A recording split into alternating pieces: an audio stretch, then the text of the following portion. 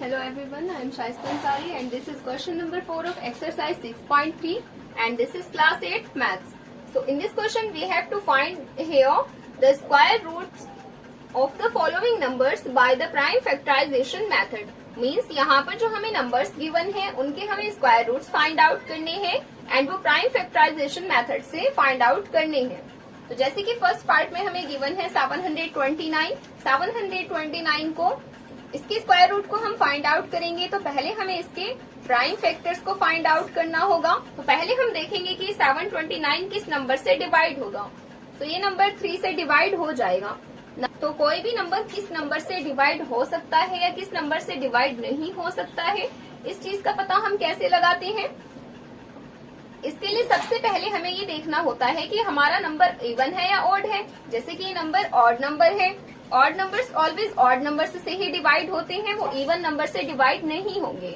तो जितने भी प्राइम फैक्टराइजेशन मेथड में ऑल इवन नंबर्स को तो 2 से ही डिवाइड करना होता है, बट ऑड नंबर को हम स्टार्ट करते हैं 3 से डिवाइड करना. तो ये नंबर हमारा 3 से डिवाइड हो सकता है.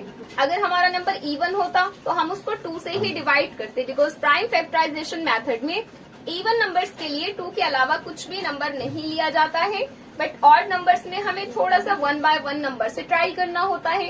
तो सिंपली जैसे कि हमारा 729 ऑड नंबर है, तो ऑड नंबर को हम 3 से डिवाइड करके ट्राई करेंगे कि 3 से कितने टाइम्स में डिवाइड हो रहा है. ये चीज देखने के लिए हमें बनाना होता है डिवीजन का क्वेश्चन. अब जैसे कि इसमें हम डिवीजन का क्वेश्चन बनाएंगे, that is 3 2 6, 7 - 6 will be equals to 1 and आगे की डिजिट इसमें नोट की. तो 3 4 12 एंड नेक्स्ट डिजिट है हमारी यहाँ पर 9. नाउ 3 3 9. अब जैसे कि 9 - 9 विल बी इक्वल्स टू 0.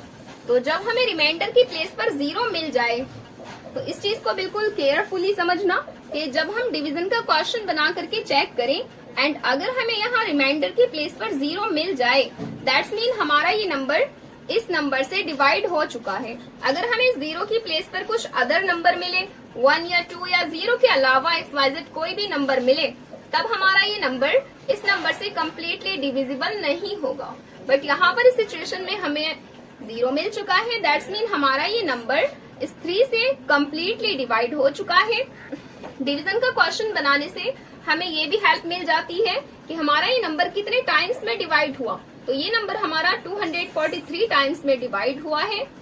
तो आप भी इसमें 1 बाय 1 स्टेप को फॉलो करके एंड इस मेथड से इसमें चेक कर सकते हैं कि कौन से नंबर को किस तरह से डिवाइड करना है एंड वो कितने टाइम्स में डिवाइड होगा.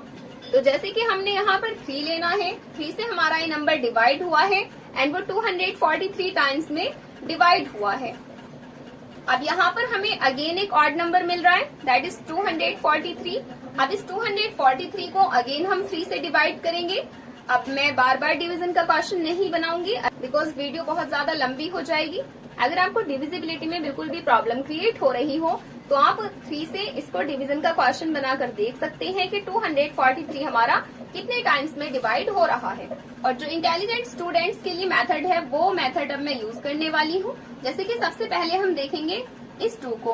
तो 3 से ये 2 डिविजिबल नहीं है, तो हम 2 डिजिट्स को देखेंगे कि 3 से ये 24 हमारा डिवाइड हो जाएगा 8 टाइम्स में.